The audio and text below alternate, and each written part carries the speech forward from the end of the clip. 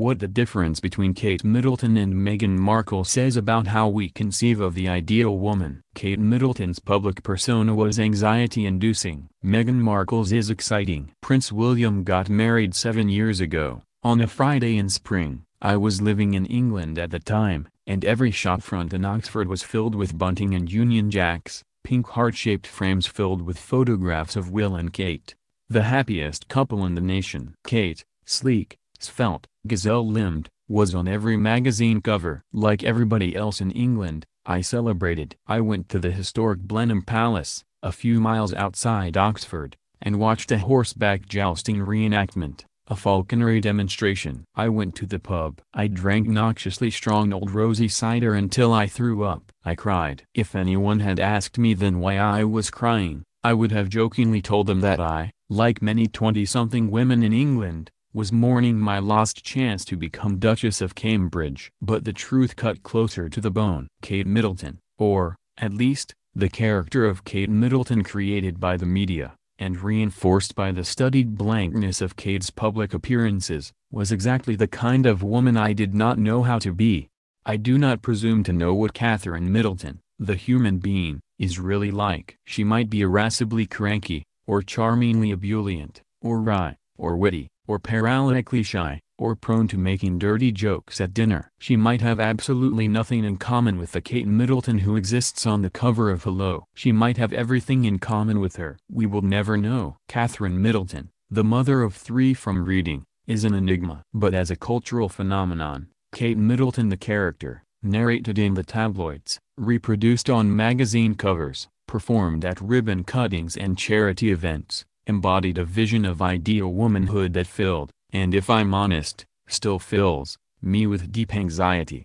The character of Kate Middleton is defined, above all things, by not being too much. She is beautiful, but not garishly so. She is affable, but not extravagant. She is thoroughly in command of herself without ever being obviously ambitious. From her body, famously, the tabloids reminded us, whittled into thinness, to her long-awaited marriage. Kate's story is one of judicious, but not excessive, self-denial, self-making, and self-control. The defining story of Kate and Will's courtship, after all, embodies this dichotomy. According to tabloid reports, Kate famously set out to meet Will, and succeeded, by appearing before him scantily clad in an undergraduate fashion show. The story, apocryphal or not, captures the cultural essence of Kate. She is ambitious enough to want to meet the prince. She has the foresight to choreograph their meeting. And, stunningly, she succeeds. But the ways she captures Will's heart are through image,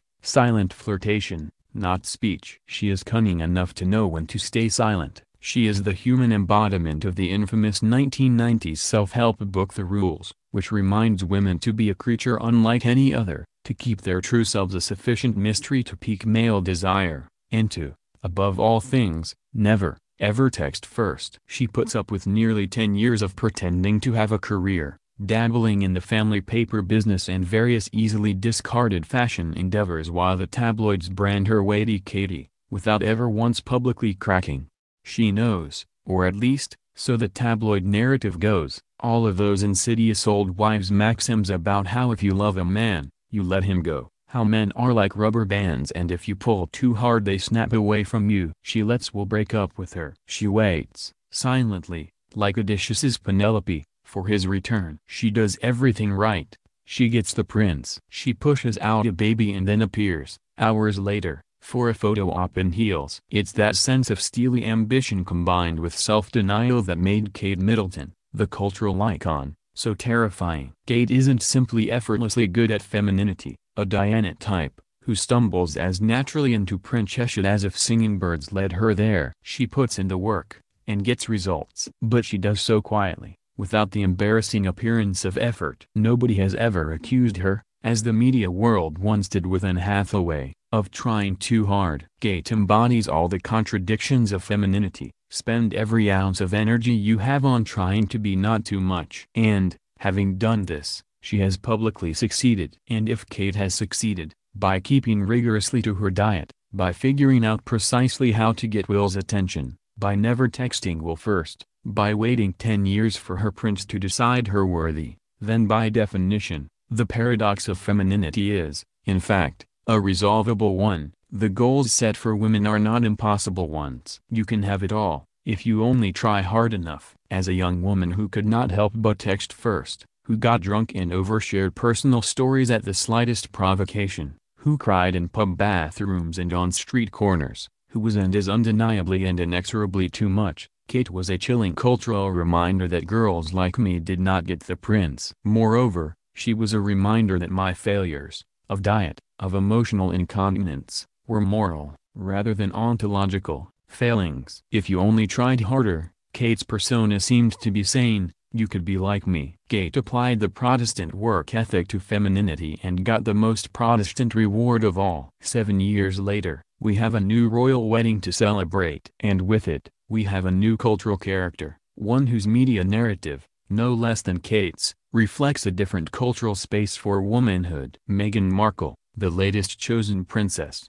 is an outsider. She is divorced, an American, a woman of color. She has made her own career, forging a path as an actress and a writer from a background not of upper-middle-class Middletonian privilege but of dysfunction and estrangement. Markle's half-sister is currently shopping a novel about what it's like to be Princess Pushy's sister. I am hardly the person for whom Markle's marriage is the most symbolically significant, as Anna North and Sarah E. Gellar have already written. For a number of women of color in particular, Markle's ascendancy to the royal family is a public, joyful affirmation of the beauty and desirability of black womanhood. Although, it's important to remember, Markle is not the first black princess. Several African countries have their own royal families, with princesses aplenty.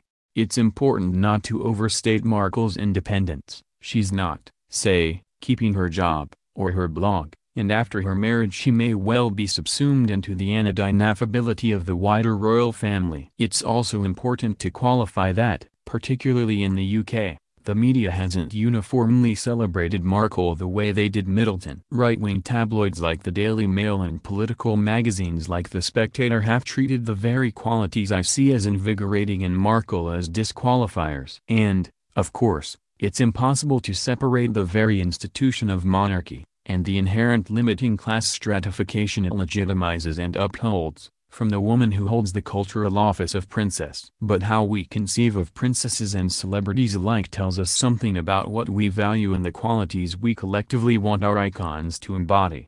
When I see a woman who flouts royal protocol, who hugs strangers, who talks about her marriage like a partnership instead of a prize, who puts up with a publicly toxic extended family, I feel a sense of relief. This is a woman who, reportedly, confided her feelings on an anonymous blog about life as an actor. I've had to freeze my acting union membership, borrow money, work jobs that I hated, endure being treated like ST on a set, kiss actors with smelly breath and cry for hours on end because I just didn't think I could take it anymore. This is a woman whose most famous style quirk is not Kate's long, shiny, carefully blown out hair but a scandalous messy bun. This is a woman whose toxic-seeming relatives publicly castigate her in the tabloids, something that would have been unthinkable during Middleton's engagement, and who comes across all the more relatable for it. For all we know, Meghan Markle the person is not necessarily drastically different from Catherine Middleton the person. But because Meghan Markle the media creation reflects what may be a cultural shift in what women who win the game of life who are allowed to be. If Middleton represented, however briefly, the pinnacle of feminine attainment in spring 2011, Markle represents a widening of the possibilities of feminine attainment in spring 2018. In the wake of #MeToo, and of a wider post-2016 national and international reckoning over questions of what womanhood means, Markle, a woman who is at least a little bit too much, albeit by the wildly restrictive standards of the British aristocracy, might, in our current cultural climate, be just enough. If the function of the royal family is as a figurehead, after all, then Markle, a figurehead for 2018, fits right in. So this Saturday, I'll be getting up at 7 to watch the royal wedding live, and, let's face it, I'll probably once again be getting riotously drunk. But this time, if I get teary, it will be because I'm genuinely excited for the royal wedding, for Harry and for Meghan, and for myself too.